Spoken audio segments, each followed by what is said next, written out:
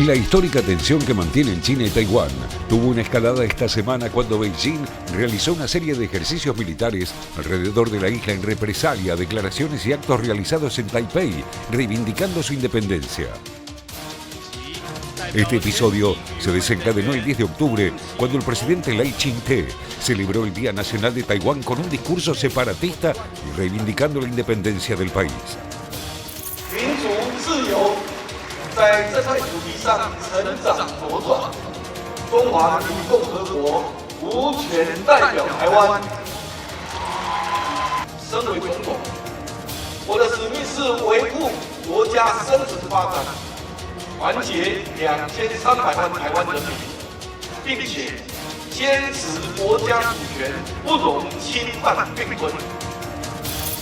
4 días después, China inició un ejercicio militar alrededor de la isla, con patrullas de preparación para combates aire-mar, bloqueos de puertos clave, asalto de objetivos terrestres y marítimos y simulacros de lanzamientos de misiles. El 14 de octubre, formaciones de destructores, buques de guerra y aeronaves rodearon Taiwán con el apoyo del portaaviones Liuanin posicionado en el este de la isla. De acuerdo al Ministerio de Defensa de Taiwán, China movilizó 17 buques de guerra y 125 aviones de combate. Según Taipei, todo esto constituye un nuevo récord de actividad de China alrededor de la isla. China justificó la actividad militar como una respuesta legítima y necesaria para salvaguardar su soberanía y mantener la unidad nacional. El Ministerio de Defensa advirtió además que las operaciones militares se intensificarán en caso de cualquier nueva provocación de Taiwán. 我们愿以最大诚意、尽最大努力争取和平统一的前景，但绝不承诺放弃使用武力。这针对的是外部势力干涉和极少数台独分裂分子及其分裂活动。 绝非针对广大台湾同胞。 El conflicto se remonta a 1949, cuando el Partido Nacionalista Chino se estableció en Taiwán y constituyó un gobierno independiente de China. Desde ese momento, Beijing considera a Taiwán como una provincia rebelde y nunca renunció al uso de la fuerza para lograr la reunificación.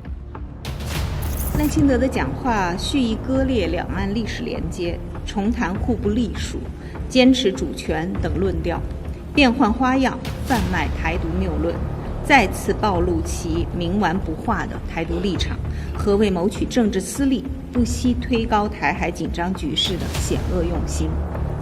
世界上只有一个中国，台湾是中国领土不可分割的一部分，中华人民共和国政府 是代表全中国的唯一合法政府。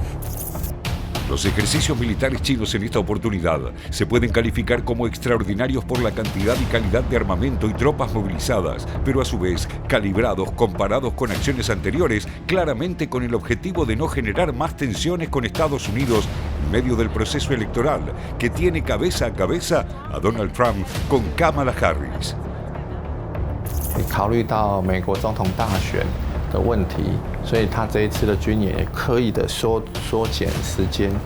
不过无论如何，北京它这都会面对一个很大的后坐力，或者是等于对北京最不好、最坏的影响是会你自己证明了中国威胁论 （China Threat Theory），那这会让北京面对美国还有 EU。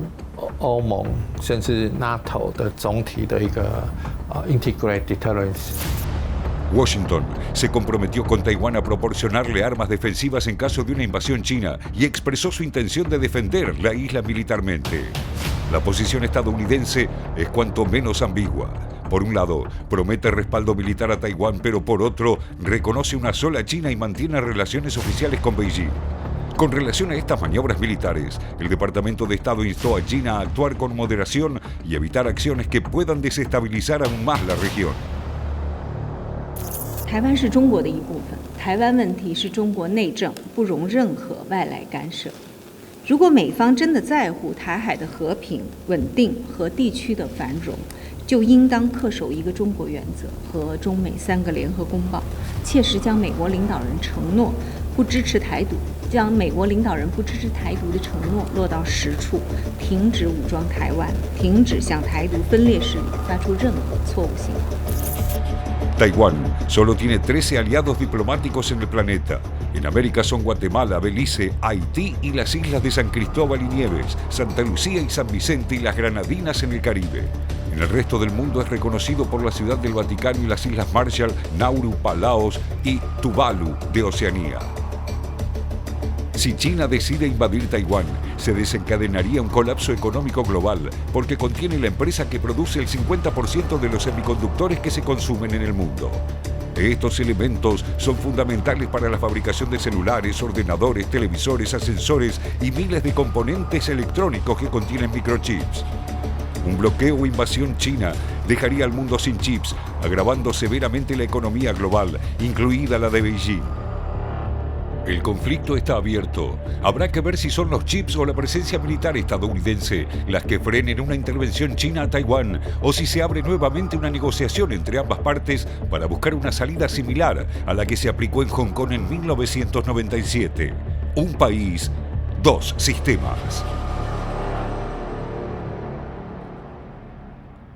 Lo decía el informe, el conflicto está abierto, un país, dos sistemas, bueno, frases que resumen un poco lo que recién le mostrábamos. Leticia, bueno, es una realidad, ¿no? Es un conflicto con una escalada que cada día y cada mes obviamente escala un poquito más y no se sabe hacia dónde va y hacia dónde, cómo va a terminar, si es que termina. Sí, algo que me parece interesante, porque a veces es complejo entender un poco, sin querer meterme demasiado en la historia, muy resumidamente, en la década del 40 había una guerra civil en China, en la China continental, entre el partido que gobernaba, que era el Partido Nacionalista o el Kuomintang, y los comunistas, ¿no? Termina ganando la guerra civil, el Partido Comunista en la cabeza, Mao Zedong, se funda lo que es la revolución, la República Popular China. ¿Qué pasa en ese momento? El gobierno nacionalista, que era quien gobernaba la China continental, se exilia en Taiwán.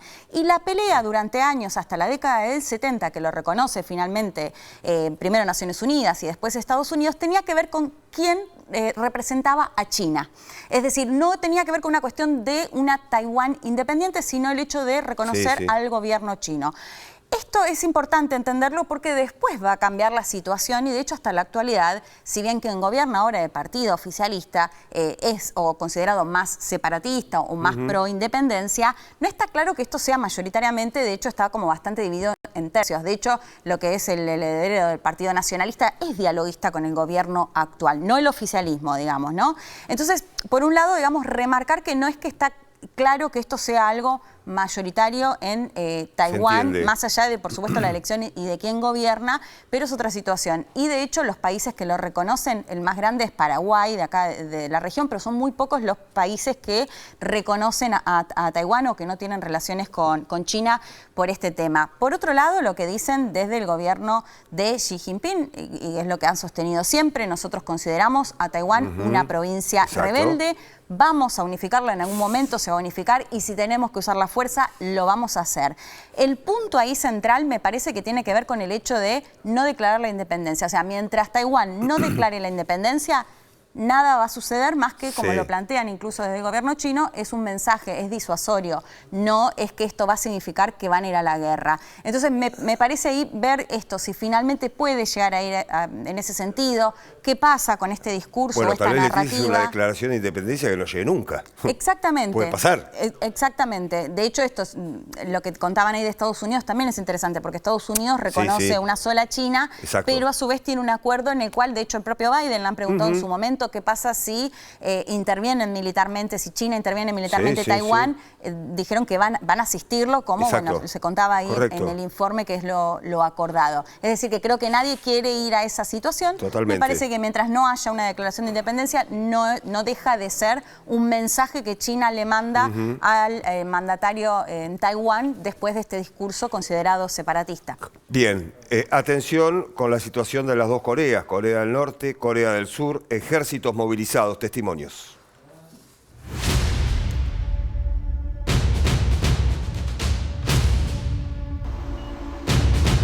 대한민국이 조선민주주의인민공화국의 수도 평양시에 무인기를 침투시키는 엄중한 정치군사적 도발 행위를 감행하였다.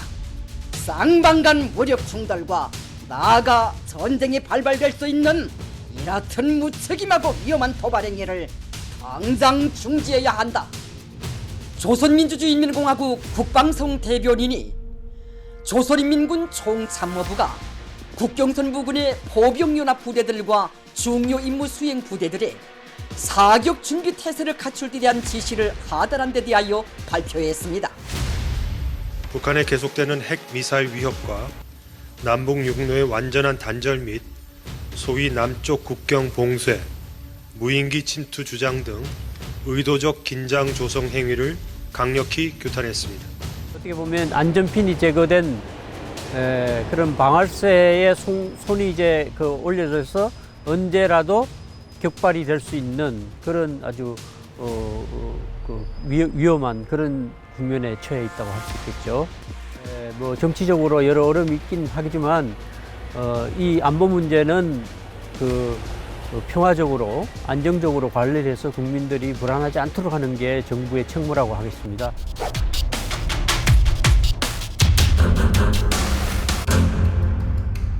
Bueno, así están las cosas, Leticia, entre Corea del Norte y Corea del Sur. Recién escuchamos los testimonios. Sí, escuchamos los testimonios. Lo que pasó concretamente es que en los últimos días, la semana anterior, Corea del Norte sostiene que desde Corea del Sur intentaron atacarlos con drones. ¿Qué se dijo después? Bueno, si habían sido desertores, digamos que no había sido, no tenía que ver con el gobierno de Corea del Sur. Lo que sucedió también después es que hizo volar parte de las carreteras que llegan a la parte desmilitarizada y bueno, todo esto generó todas las voces que escuchábamos recién. Y Pablo, siempre el temor de fondo, porque recordemos que son dos países que tuvieron una guerra entre el 50 y el 53 que siempre es válido recordarlo, técnicamente nunca finalizó, porque no se firmó, digamos, el armisticio o un cese, digamos, final de la guerra. Y bueno, por supuesto, todo esto genera siempre estas posibles tensiones. Hoy hablaba con Pilar Álvarez, que se especializa y ha venido en alguna otra ocasión a hablar sobre Corea. Me decía que probablemente sea una más de las tensiones que hay entre Corea del Norte y Corea del Sur. ¿No? De hecho, bueno, varios análisis que sugerían, bueno, si esto tiene que ver con una situación económica que atraviesa Corea del Norte y también puede llegar a servir de distracción, el hecho de estar más relacionado con Rusia si están más empoderados. Bueno,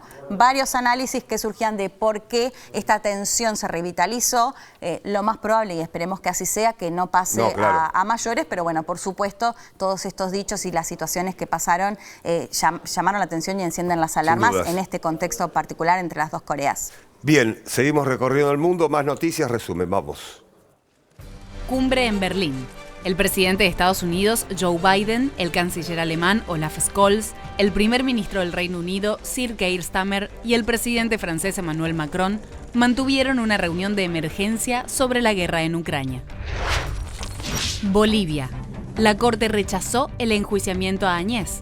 El Alto Tribunal de la Paz rechazó el proceso contra la expresidenta interina por presunta planificación de un golpe de Estado contra Evo Morales en el 2019.